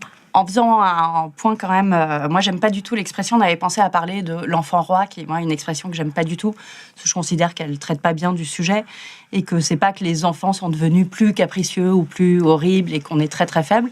Et je pense qu'il y a une pression déjà marketing qui est très très forte sur les enfants, et qu'on est dans un principe d'individualisation au maximum des enfants qui fait que oui, on a tendance à considérer qu'on a un petit individu en face de nous, et du coup voilà, on n'a pas les mêmes rapports avec eux. Salut Guillemette, est-ce que cette impression elle est bonne ? Est-ce qu'on a effectivement l'impression d'avoir de plus en plus de mal à dire non à nos enfants ? Oui, certainement, de plus en plus de mal à dire non, et surtout d'avoir l'impression qu'on ne peut pas dire non si c'est pas justifié. Alors, effectivement, moi non plus, j'aime pas l'expression l'enfant roi, parce que je trouve qu'il y a derrière, il y a une espèce de truc un peu, l'idée que la douleur est rédemptrice et que c'est toujours un peu comme ça qu'on critique les enfants américains, comme si le fait qu'on les encourage trop, ça faisait forcément des enfants pourris, ce qui est complètement absurde. Parce que finalement, la raison pour laquelle on n'arrive plus à dire non, c'est qu'on sait très bien que c'est pas en disant non aux gens qu'on tire le meilleur d'eux. Et ça, on le sait pas seulement pour les enfants, on s'en rend compte aussi au travail, on s'en rend compte avec nos amis. Donc, quand on dit non, on se sent déjà un peu en échec. C'est parce que l'expression l'enfant roi, ça laisse entendre que les parents ont tellement envie d'être aimés et de séduire leurs enfants que justement, ce serait seulement pour ça qu'ils ne voudraient pas que c'est aussi un moyen d'acheter leur affection, ce qui n'est pas le cas. Moi, j'ai l'impression qu'on se pose la question aussi en termes de choix presque éthique. Et oui, et puis moi je pense qu'il y a aussi un choix d'efficacité, c'est-à-dire je donne l'exemple des dompteurs, alors même si ça se fait pas de comparer les otaries avec des enfants, mais les dompteurs, quand ils font faire des choses aux otaries ou aux lions, c'est en leur promettant des choses, c'est en les récompensant quand ils ont sauté dans le cerceau enflammé, mais c'est jamais en leur gueulant dessus, quoi. Donc c'est aussi pour ça qu'on n'aime pas dire non, parce que, mais bon, ceci dit, effectivement, je pense quand même qu'il faut dire non de temps en temps. Et ce dont on se rend compte, parce que moi, je m'en sens pas encore capable, quoi. Pour moi, c'est ma nouvelle frontière, quoi. Mais ces amis que je cite, eux, ils sont vraiment partis sur ce qu'ils appellent les cadeaux expériences. Donc, ils ont été voir un commerçant du marché avec qui ils sont copains, et ils ont offert à leur fils 1 heure pour être marchand au marché le week-end. Donc pour lui, il était vachement content. Et puis du coup, sa sœur a dit, mais moi, pourquoi j'ai pas eu de cadeau expérience, etc. Mais en fait, ils ont pas balancé ça du jour au lendemain. Il y a eu, ils ont commencé par vider des chambres et apprendre aux enfants de quoi il pouvait se passer. Enfin, je pense qu'on peut pas leur imposer ça du jour au lendemain. Et puis en plus, nous-mêmes, on est ambigus vis-à-vis du matérialisme. Enfin, il y a quand même des cadeaux qui nous font hyper plaisir. Nous, on est contents quand Enfin, moi, j'aime bien déballer des choses, quoi. Ouais. Donc, On parlait de cadeaux expérience. Là, ma fille, elle va avoir 10 ans et elle m'a demandé le cadeau dont elle rêve. C'est que je la laisse aller toute seule à l'école. Ce qui n'arrivera jamais. Il y a 10 ans, il y a 14, mais ça, elle ne sait pas encore. Il y a 25. Voilà. Mais en fait, moi, ça m'a renvoyé un truc, et on en avait beaucoup parlé à Slave, j'avais fait un papier là-dessus, sur le fait que en France, en tout cas, l'espace, enfin, en tout cas, comment un enfant va se déplacer dans l'espace, ça s'est énormément réduit en très peu de temps, en une vingtaine d'années. Pour simplifier, en gros, ils faisaient 10 km, maintenant, ils en font plus que 2. C'est-à-dire qu'à la fois, ils se déplacent moins, et en plus, ils se déplacent moins tout seuls. Et ils vont plus à l'école tout seuls. Il y a des études anglaises qui montrent la même chose, des études américaines qui montrent la même chose. Donc, c'est pas franco-français. Non. Je je pense que ça rejoint ce qu'on disait tout à l'heure à propos de la question de l'environnement et à propos de. Je pense que c'est aussi comment on définit ce que c'est que d'être parent. Moi, dans le livre, j'écris que quand j'étais petite, j'allais chercher du lait à la ferme toute seule par la route avec ma petite sœur. J'avais 5 ans, elle avait 4 ans. Et qu'aujourd'hui, est-ce que tu laisserais ta fille aller si chercher je du lait laisse comme ça ma fille aller chercher le lait, c'est parce que je suis au rayon fruits et légumes.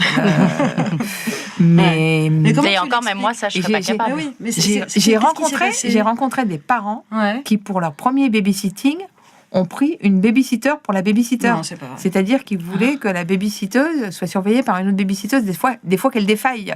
Donc il y avait un plan B. Du coup, de ils babysitting. payaient double. Ouais. Donc, Et qu'est-ce qui s'est passé en si peu de temps? ce qui est très drôle, c'est que ça ne s'appuie sur rien de factuel, c'est-à-dire qu'en matière de sécurité, les enfants n'ont jamais été autant en sécurité qu'aujourd'hui, et qu'en plus, on a beaucoup plus d'outils qu'avant. La géolocalisation des enfants, par exemple. Mais simplement le téléphone. C'est-à-dire que quand on a, j'imagine tout était babysitteuse, quand les parents, vraiment que dans la montée de la dépression infantile, parce que c'est quand même, c'est du jamais vu, et c'est vraiment les sociétés occidentales quand même. C'est quand même, moi, ça me semble quand même lié à la question de jamais pouvoir faire la preuve de son utilité, quoi. Et donc ça, parce que je sais pas trop, j'ai vu ça, on avait vu avec Nadia passer sur Twitter les tableaux de répartition des tâches ménagères dans les familles. Ouais. Mais il y a un truc que moi j'ai pas du tout connu et que je commence à découvrir. Donc, mais visiblement aux États-Unis, ça se fait beaucoup. Ouais. De dire aux enfants à tel âge ils font telle chose. Moi j'en ai un. Moi c'est plutôt. C'est vrai. Ouais. T'as un tableau comme ça. J'en ai un. Effectivement ramené les États-Unis. Mais en fait, pourquoi j'en ai un? Parce que ma sœur en avait un qu'elle avait fait elle-même dans sa ferme. Et qui était génial. Et en fait, ma sœur, elle est bricoleuse et pas moi. Et du coup, j'ai trouvé l'équivalent, quoi. Mais en fait, ce que je trouvais génial ce qu'avait fait ma sœur dans sa ferme, c'était donc c'est une roue où il y avait des petites fenêtres pour chacun des enfants et il le déplaçait chaque jour d'un cran. Et chaque jour, on avait quelque chose à faire. D'ailleurs, est-ce que les parents avaient quelque chose à faire ou pas? Je sais plus. Mais ce qui était malin, c'est que c'était des contributions. Ça s'appelait la roue des services. Mais les services, il fallait pas forcément en chier, quoi. C'est-à-dire que ça pouvait être aussi bien choisir l'histoire du soir, aller cueillir un bouquet dans le jardin, que effectivement un truc de vaisselle ou un meuble à nettoyer. Et je pense que d'abord. Donc les tâches domestiques, l'expression corvée, évidemment qu'on n'emploie plus jamais. C'était dans la petite maison dans la prairie, ça, ils faisaient des corvées. La corvée de bois. Mais du coup, parce que l'exploitation des enfants est devenue un tabou, on a complètement oublié tout ce qu'il pouvait y avoir d'apprentissage et d'éducatif là-dedans. Et puis, le plaisir de contribuer, la confiance en soi que ça peut donner, de savoir qu'on sait faire quelque chose, l'aisance matérielle, l'aisance dans les gestes. Que ça en fasse pas des bras cassés, quoi. C'est ce que tu dis d'ailleurs. Mais statistiquement, t'as les chiffres américains, mais je crois qu'on n'a pas les chiffres français, mais où les enfants participent de moins en moins aux tâches ménagères de la maison. Alors c'est marrant, c'est deux anthropologues américaines qui ont filmé des familles au quotidien. Et donc, elles ont aussi été en Amazonie. Alors, j'ai oublié le nom de la tribu. Et donc, elle compare. Elle dit, mais comment ça se fait qu'en Amazonie, les petits-enfants, justement, quand ils vont marcher, ils font ci, ils font ça, ils font des outils, ils participent au repas. Et elle observe que dans les familles, alors en l'occurrence, c'est filmé en Californie. Ça lui fait tellement mal au cœur dès que je fais un cadeau à un autre enfant qu'elle dit... Non, elle dépense pas trop. En fait, ce qui lui ferait plaisir, c'est un dessin. Mais moi, j'ai le souvenir de ça. Je détestais que ma mère achète des jouets pour les autres enfants. Écoute, moi, ma fille, si je peux péter mon PEL pour qu'elle achète, tu vois, elle veut leur offrir des maisons Playmobil qui coûtent 150 €, tout ça. Alors, on le fait pas, mais on fait des cadeaux super chers. Mais elle reçoit toujours des cadeaux pourris en retour, donc c'est quand même pas très juste. Les anniversaires, c'est compliqué parce que on veut faire plaisir à son enfant qui va arriver avec le cadeau. Et puis nous, on veut envoyer un message aux autres parents. Mais bien sûr. Donc, avec des trucs pseudo-éducatifs, intelligents, vous avez vu comme je vous tire par le haut. Enfin, donc, on cafouille toujours un peu entre les deux. Puis, en fait, c'est complètement ridicule parce que quand on arrive, le môme fait un énorme tas avec tous les paquets dont les papiers vont être déchirés. Exactement. Donc, Oui, mais après, ils sont aussi dans la compète parce que, tu vois, mon anniversaire, qui était en janvier, qui est en même temps, on a un jour de différence de date d'anniversaire avec mon fils aîné. Et j'ai fait une fête pour mon anniversaire où il a cru que c'était sa fête d'anniversaire. Hein. Tous ces gens qui étaient en train de picoler à 22h dans le salon, il a cru que c'était pour lui. C'est pour toi qu'on est bourré à la vodka. Et des gens, gentiment, tu vois, lui ont offert quelques trucs et tout. Mais après, il m'en parle encore, il fait le comparatif de moi, j'ai eu plus de cadeaux que toi pour mon anniversaire. Mais oui, donc mais ils sont aussi là, tu vois. En fait, que les enfants aient envie de tout ça, mais c'est complètement normal. La question, c'est est-ce que nous, on rentre là-dedans. Donc moi, je cite ces amis qui demandent aux autres parents de venir sans cadeau. Ouais. Mais ça marche pas, ça, non? Moi, je pense que moi, je m'en sens pas encore capable. Quoi, pour moi, c'est ma nouvelle frontière. Quoi. Mais ces amis que je cite, eux, ils sont vraiment partis sur ce qu'ils appellent les cadeaux expérience. Donc, ils ont été voir un commerçant du marché avec qui ils sont copains et ils ont offert à leur fils 1 heure pour être marchand au marché le week-end. Donc pour lui, il était vachement content. Et puis du coup, sa sœur a dit mais moi, pourquoi j'ai pas eu de cadeau expérience, etc. Mais en fait, ils ont pas balancé ça du jour au lendemain. Il y a eu ils ont commencé par vider des chambres et apprendre aux enfants de quoi il pouvait se passer. Enfin, je pense qu'on peut pas leur imposer ça du jour au lendemain. Et puis en plus, nous-mêmes, on est ambigus vis-à-vis du matérialisme. Enfin, il y a quand même des cadeaux qui nous font hyper plaisir. Nous, on est contents quand enfin, moi, j'aime bien déballer des choses. Quoi. Ouais. Donc, On parlait de cadeaux expérience. Là, ma fille, elle va avoir 10 ans et elle m'a demandé le cadeau dont elle rêve. C'est que je la laisse aller toute seule à l'école. Ce qui n'arrivera jamais. Il y a 10 ans, il y a 14, mais ça, je ne sais pas encore.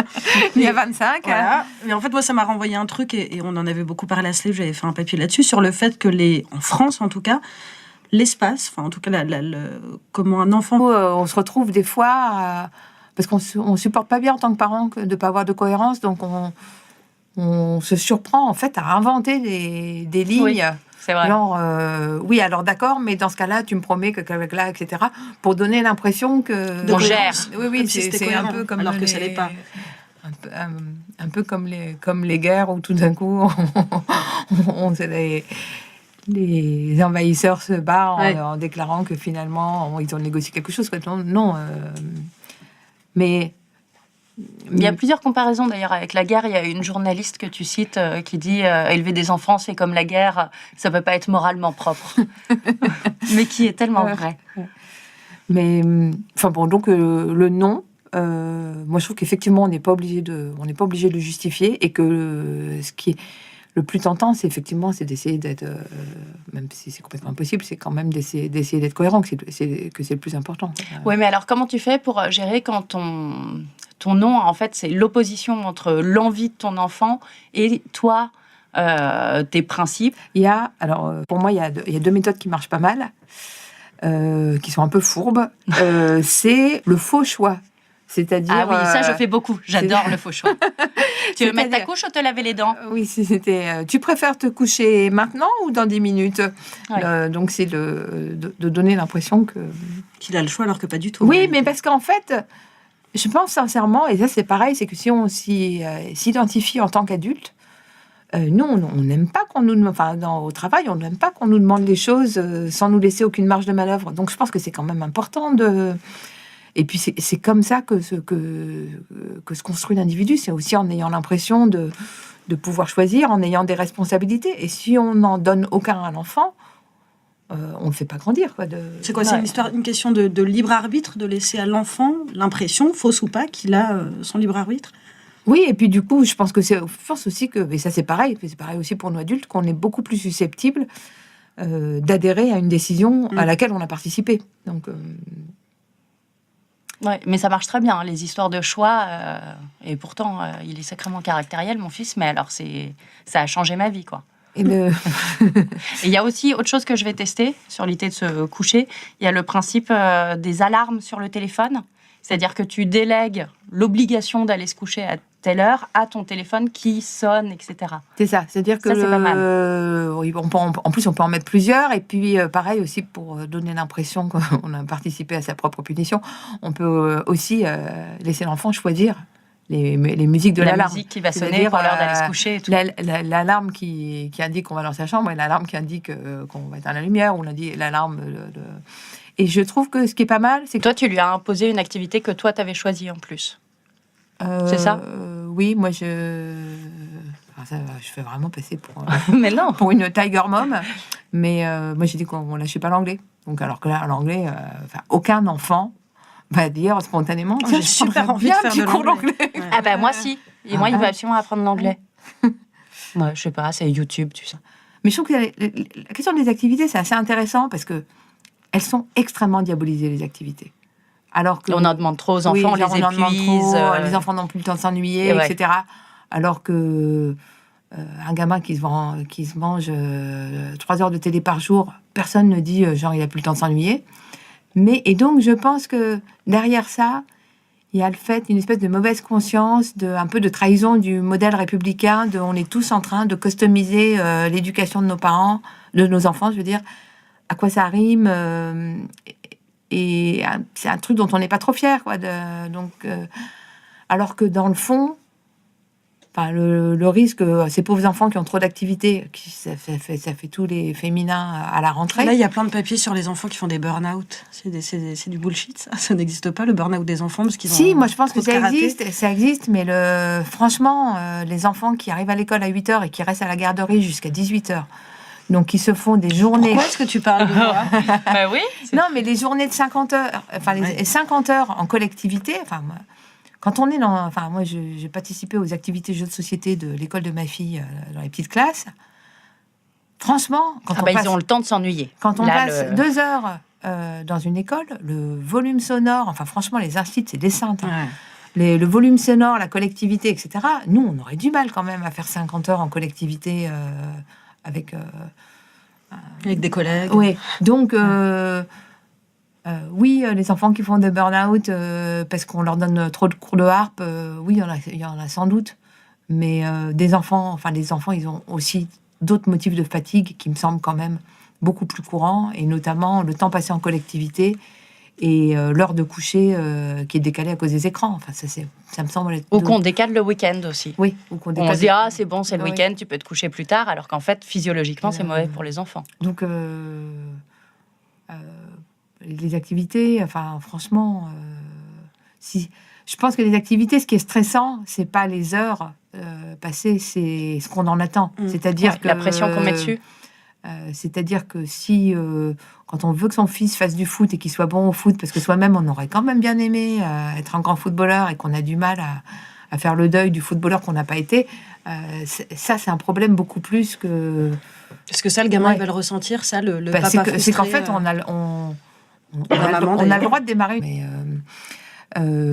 en fait, ce que je trouvais génial ce qu'avait fait ma sœur dans sa ferme, c'était donc c'est une roue où il y avait des petites fenêtres pour chacun des enfants, et il le déplaçait chaque jour d'un cran, et chaque jour on avait quelque chose à faire. D'ailleurs, est-ce que les parents avaient quelque chose à faire ou pas, je sais plus. Mais ce qui était malin, c'est que c'était des contributions. Ça s'appelait la roue des services, mais les services, il fallait pas forcément en chier, quoi. C'est-à-dire que ça pouvait être aussi bien choisir l'histoire du soir, aller cueillir un bouquet dans le jardin, que effectivement passer un truc de vaisselle, ou un meuble à nettoyer. Et je pense que d'abord, donc les tâches domestiques, l'expression corvée, évidemment qu'on n'emploie plus jamais. C'était dans la petite maison dans la prairie, ça, ils faisaient des corvées. La corvée de bois. Mais du coup, parce que l'exploitation des enfants est devenue un tabou, on a complètement oublié tout ce qu'il pouvait y avoir d'apprentissage et d'éducatif là-dedans. Et puis, le plaisir de contribuer, la confiance en soi que ça peut donner, de savoir qu'on sait faire quelque chose, l'aisance matérielle, l'aisance dans les gestes. Que ça en fasse pas des bras cassés, quoi. C'est ce que tu dis d'ailleurs. Mais statistiquement, tu as les chiffres américains, mais je crois qu'on n'a pas les chiffres français, mais où les enfants participent de moins en moins aux tâches ménagères de la Oui, maison. alors c'est marrant, c'est deux anthropologues américaines qui ont filmé des familles au quotidien. Et donc, elles ont aussi été en Amazonie. Alors, j'ai oublié le nom de la tribu. Et donc, elles comparent. Elles disent, mais comment ça se fait qu'en Amazonie, les petits-enfants, justement, quand ils vont marcher, ils font ci, ils font ça, ils font des outils, ils participent au repas. Et elle observe que dans les familles, alors en l'occurrence, c'est filmé en Californie, non seulement les enfants ne font rien, mais les parents sont au service des enfants. Donc, on voit sur les petits films, on voit un enfant qui avance le pied sous le nez de ses parents pour dire tiens, tu me fais mon lacet. Et bon, ceci dit, le bémol, je me souviens de quelqu'un qui disait, enfin quand même, ça n'explique pas pourquoi les familles d'Amazonie ont plutôt plus envie d'être comme les familles de Californie que l'inverse. Ouais. Mais c'est vrai que ça interroge Toi, t'as ça, Nadia, une roue des tâches ménagères à faire? Ma fille, c'est une branleuse, elle fout rien dans l'appart. J'ai découvert il n'y a pas longtemps qu'elle ne savait pas où se trouver les couverts. Ça fait 4 ans qu'on est dedans, quand même. Et non, mais alors après, moi, je trouve, sur la question des couverts, puisqu'on rentre dans les détails, si on observe les cuisines actuelles aux cuisines d'autrefois, c'est pas la bonne taille. C'est intéressant de voir que, par exemple, chez Ikea, tout est monté maintenant au-dessus d'1,40 m. C'est super haut. Donc, on part du principe que les enfants n'oublieront pas les placards. Donc, on est en train de faire quelque chose et puis que... Oui, et que ça nous arrange de laisser courir. On a simplement la flemme de s'interrompre pour dire... Donc, s'il y a quelqu'un d'autre, à savoir le téléphone, qui peut dire il est l'heure, c'est quand même... C'est le tiers séparateur, en fait, le téléphone. Oui, en plus, ça évite la confrontation directe avec les... Et puis, c'est un tiers qui confirme un peu, qui va un peu dans notre sens, quand même. Après, moi, ce que je trouve intéressant aussi sur la question de dire non, enfin, comment on voit notre rôle de parent? Est-ce que c'est celui qui dit non ou est-ce que c'est celui qui fait plaisir? Et l'idée que les deux doivent s'opposer, c'est que je trouve que sur pas mal de choses, on commence à avoir un peu presque une fracture sociale, économique là-dessus. C'est-à-dire que finalement... je donne... sur le numérique. Je parle du numérique, mais je pense que ça marche aussi pour les robes de princesse et pour les jouets en bois et pour pas mal de choses comme ça. Que finalement, donc ce que j'explique à propos du numérique, c'est que dans les années 90, quand on parlait de fracture numérique, on s'était dit ça va être hyper injuste parce que les enfants de riches auront plein d'ordinateurs et vont devenir des bêtes en informatique. Et les enfants de pauvres, ils seront à la ramasse. Or, qu'est-ce qu'on voit aujourd'hui? Les enfants de riches ont des jouets en bois et vont dans les écoles Montessori sans écran, et les enfants de pauvres ont des tablettes. Et derrière ça, ce qui me frappe, c'est que finalement, le fait de dire non, le fait de dire... de dire non à un téléphone, simplement pour jouer avec le téléphone dans le restaurant, ou de dire non pour les tablettes, ou non pour la télé, ça demande quand même un peu d'énergie, parce que c'est une bataille longue, c'est une bataille qu'on est sûr qu'on la perd à la fin. Donc, et je pense que dans les milieux, entre guillemets, moins éduqués, je vois plus que les parents ont tendance à penser que leur rôle de parent, c'est de pouvoir faire plaisir, et surtout, en plus, d'autant plus que soi-même, on a été privé. On a été privé. L'idée de se voir un peu en parent Père Noël, c'est quand même très agréable d'exaucer des vœux d'enfants. C'est quand même pour ça qu'on emmène nos enfants à Disneyland ou d'autres endroits horribles. C'est parce que c'est quand même super. Leurs yeux à ce moment-là. On sent un petit peu magicien quand même. Et effectivement, et offrir une tablette à un enfant, on sent un peu aussi dans ce rôla. Et du coup, il y a le risque d'exclure son enfant de la communauté des enfants qui ont telle poupée ou tel jouet. Oui, mais ça, moi, je me suis rendu compte en posant des questions aux gens qui n'avaient pas eu de télé quand ils étaient enfants, que finalement, le fait qu'il y ait des règles et que les règles ne soient pas les mêmes chez soi que chez les autres, ça participe énormément à la construction des enfants. Et là, c'est pareil, c'est qu'en fait, on se rend compte que les parents qui se sentent autorisés à dire non, se trouve beaucoup plus dans les milieux. 7 ans, mais l'âge c'est dans la tête. Je suis journaliste pour Slate.fr et la télévision, et je suis aussi la maman d'une petite fille de 9 ans qui est persuadée qu'elle en a 13 et qu'à ce titre, elle devrait posséder un iPhone. Et je crois qu'il faut que j'arrête de lui dire que l'âge c'est dans la tête. Et je suis aussi ce qu'on appelle une mère célibataire, mais ne me lancez pas là-dessus. Je m'appelle Titu Lecoq, bon, je suis auteure, j'écris plein de trucs, mais là, ce qui nous intéresse, c'est que j'ai donné la vie à 2 êtres extraordinaires que j'ai offerts au monde. Tétard, qui a 4 ans et demi, et Curly, qui a presque 2 ans. Et avant d'avoir des enfants, j'ai cru que les élever, ça serait comme mes études à la fac. C'est beaucoup de théorie, beaucoup de réflexion, une option câlin et des bonnes notes. Et en fait, je me suis rendu compte que la vérité, c'est que les enfants et vos enfants sont vos pires ennemis. Et donc, en plus de tout ça, une fois par mois, on va vous parler dans ce podcast de ce que les anglo-saxons appellent le parenting. Alors, ça fait très classe et très compliqué, parenting, mais ça consiste tout simplement à parler de ce que c'est que d'être parent aujourd'hui, des questions que pose nécessairement le fait d'être responsable de la survie de quelqu'un d'autre et des questions qui se posent pas forcément, mais qu'on se pose quand même, histoire de se pourrir un peu la vie. Et on précise que c'est pas parce qu'on va parler parenting qu'on va faire des comparatifs de couches-culottes ou interviewer Serge Effès. On va simplement parler de nos gosses, des gosses des autres et puis peut-être des vôtres. Et d'ailleurs, on a décidé de faire très sobre et d'appeler ça Titiou, Nadia et les sales gosses. Oui, parce que derrière chaque sale mère se cache un sale gosse. Et puis, on en avait marre aussi des mauvaises mères. Oui, et puis les enfants sont quand même plus mauvais que nous, aussi misérables soit-on. Donc à chaque début d'épisode, on va vous parler un peu de manière totalement auto-centrée de nous et de nos enfants. Et ensuite, on invitera quelqu'un pour ne pas rester trop seul avec nos égos surdimensionnés. Et puis aujourd'hui, on a décidé d'inviter Guy Medfort, qui a publié un livre qui s'appelle Le meilleur pour mon enfant, qui va nous rejoindre dans quelques instants. Mais d'abord, parlons de nous, parlons de moi. Moi, je suis partie en vacances avec mes enfants, et avec mon mec, et avec ma mère, mais ça c'est une autre histoire. Et comme avec mon mec, on a chacun de notre côté une chance de cocu, ce qui nous questionne un petit peu, on a été confrontés à un petit souci, à savoir que Curly a une peur panique des bateaux. Alors, ça aurait pu être pas grave, là c'était ballot, puisqu'on est parti à Venise. Oui, alors donc le concept de partir en vacances avec sa maman et ses enfants et son mec à Venise, c'est presque une contre-pub pour Venise, parce que c'est pas du tout romantique. Non, et puis c'est pas du tout le bon endroit pour des enfants, donc il y a ce premier problème. Donc quand on a fait monter Curly sur un vaporetto, il s'est jeté dans tous les sens en hurlant ça me paie peu. Ça me paie peu. Mais vraiment, il était cramoisi, il pleurait, c'était horrible. Et j'ai fini par comprendre qu'en fait, simplement, il avait peur. Alors après, je me suis dit, quand il prend son bain, il coule le bateau. Donc si on le met sur un bateau en lui disant ça va pas couler, bah non, ça ne marche pas. Son expérience lui prouve que ça peut couler. Et du coup, on le prenait chacun de notre tour dans les bras pour les voyages, on le ceinturait, enfin, on faisait semblant de lui faire un câlin, mais en vrai, on le ceinturait pour pas qu'il se jette par-dessus bord. Et l'autre qui s'en occupait pas s'occupait de Tétard. C'était bien comme roulement.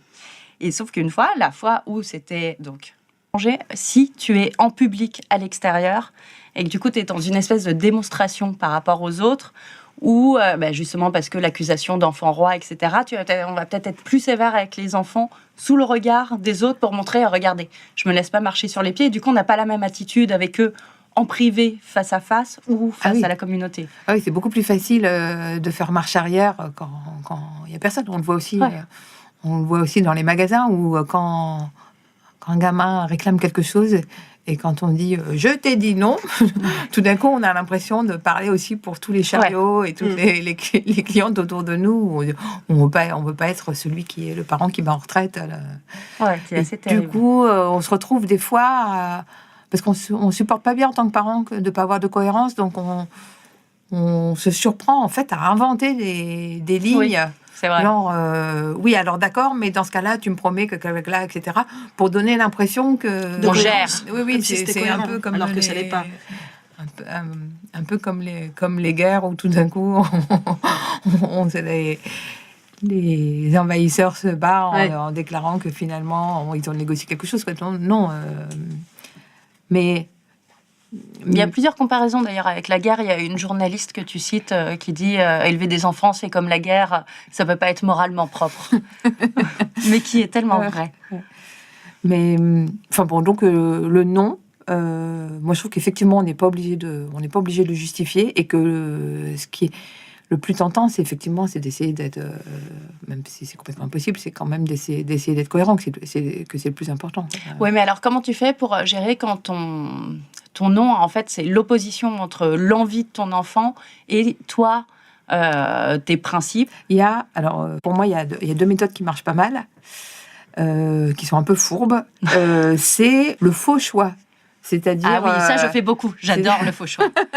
Tu veux mettre ta couche ou te laver les dents? Oui, c'était... tu préfères te coucher maintenant ou dans 10 minutes?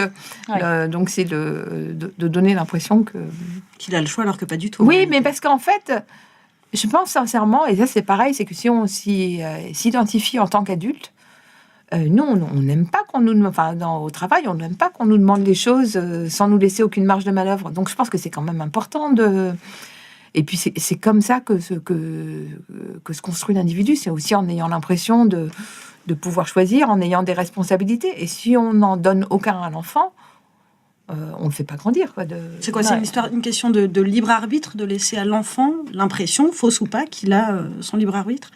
Oui, et puis du coup, je pense aussi que, et ça c'est pareil aussi pour nous adultes, qu'on est beaucoup plus susceptible d'adhérer à une décision à laquelle on a participé. Donc, vous dites, bon, alors par quel échec on commence? On les laisse tomber, on les laisse... donc, moi je dis qu'il vaut mieux un gamin qui part à la piscine sans son bonnet de bain plutôt qu'un gamin qui oublie sa convocation pour le bac. Et c'est exactement ça, c'est-à-dire que si on n'arrive pas à lâcher du contrôle, et ça revient à la vision qu'on a de qu'est-ce que c'est que le métier de parent. On se dit, le bon parent, c'est celui... grosso modo, la gamine qui n'aura pas son maillot de bain pour aller à la piscine, on se dit qu'il y a eu un peu de flottement du côté de... on la juge.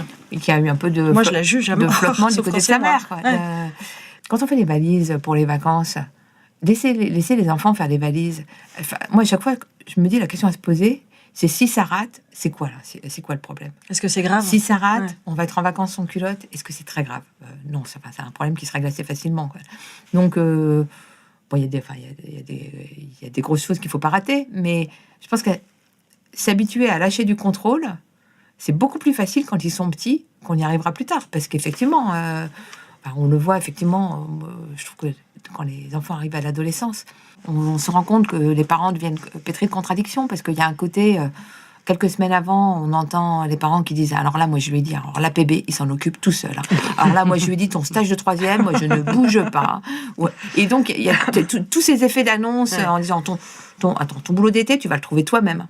Et puis, à mesure que l'échéance arrive, finalement, ils arrivent avec les 4 €, ils règlent le problème. Mais pourquoi on règle le problème? Parce qu'on se dit la peur de l'échec. Et puis que les incidences sont trop grosses, quoi. On va pas laisser un gamin louper son inscription dans ses études en se disant que simplement comme ça il apprendra une bonne leçon. Non, on a trop peur que chaque embranchement soit décisif. Donc et finalement, s'il y a un moment où les embranchements sont pas si décisifs que ça, c'est quand ils sont plus petits. C'est beaucoup plus facile avant 10 ans qu'après. Et ça, tu racontes bien la différence, vu que tu as vécu aux États-Unis, d'approche sur l'échec et l'effort et ce qu'on va dire entre les deux cultures. C'est vrai qu'il y a une partie ridicule aux États-Unis avec les trophées de participation, en fait, qui sont grosso modo des trophées simplement parce qu'on a été là, quoi. Donc ça, c'est vrai que c'est absurde. Maintenant, là où ils en sont dans leur réflexion sur l'encouragement, c'était de dire c'est génial et d'encourager le processus plutôt que le résultat. Et ça en fait, c'est pas complètement naturel. Non, on le fait pas du tout. Moi, un dessin, je vais lui dire, il est beau ton dessin, ou t'es fort en dessin. Alors que de dire, c'est bien d'être allé jusqu'au bout, c'est plus important que le résultat, parce que ce que montrent les études, c'est que quand on ne flatte que le résultat, on les rend obsédés de la prise de risque. C'est-à-dire que parce qu'on veut être sûr de faire quelque chose de beau. Maintenant, on se dit ça, c'est facile, mais alors dès que notre